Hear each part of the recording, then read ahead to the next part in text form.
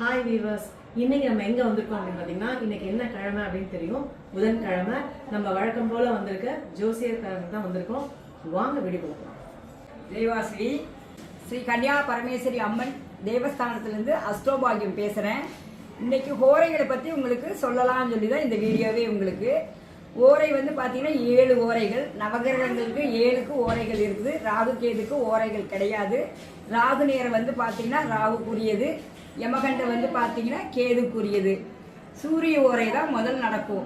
அடுத்தது சுக்கிர ஓரை, அடுத்தது புதன் ஓரை, சந்திர ஓரை, சனி ஓரை, குரு ஓரை, செவ்வாய் ஓரை.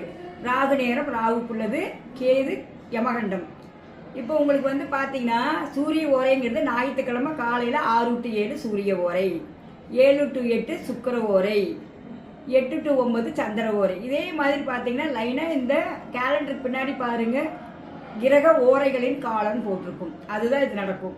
அப்போ அந்த ஓரைகள் நம்ம எதுக்கு சொல்கிறேன்னா, இப்போ இப்போ சூரியன் உங்களுக்கு வலுவில்லைன்னு வச்சுக்கோங்களேன். அந்த சூரிய ஓரையில் ஓம் நம சிவாயா, சிவன் சம்பந்தமானது இதெல்லாம் சொல்லுங்கள். சிவனோட காயத்ரி மந்திரம் இதெல்லாம் சொன்னீங்கன்னா சூரிய ஓரை வலுவடைஞ்சிரும். சுக்கிர ஓரை அந்த 6 to 7 காலையில் வந்து பார்த்தீங்கன்னா ஞாயிற்றுக்கிழமை சூரிய ஓரை, சூரியனோட அடுத்து சுக்கிர ஓரை அன்னைக்கே வந்து பார்த்தீங்கன்னா 7 to 8 வருது. சுக்கிர ஓரையில் என்னன்னு கேட்டிங்கன்னா மகாலட்சுமியோட சுக்கிரனே வந்து பார்த்தீங்கன்னா மகாலட்சுமி உங்களுக்கு எல்லாருக்குமே தெரியும். சுக்கிரன் நல்லா வலுவாக்கணும்னா சுக்கிர ஓரையில் மகாலட்சுமி காயத்ரி மந்திரம், மகாலட்சுமி அஷ்டகம், மகாலட்சுமி சூத்திரம் எல்லாமே சொல்லுங்கள். சூப்பராக நல்லா வந்து பார்த்தீங்கன்னா வாழ்க்கையில் மகாலட்சுமி அனுகிரகம் உங்களுக்கு கிடைக்கும்.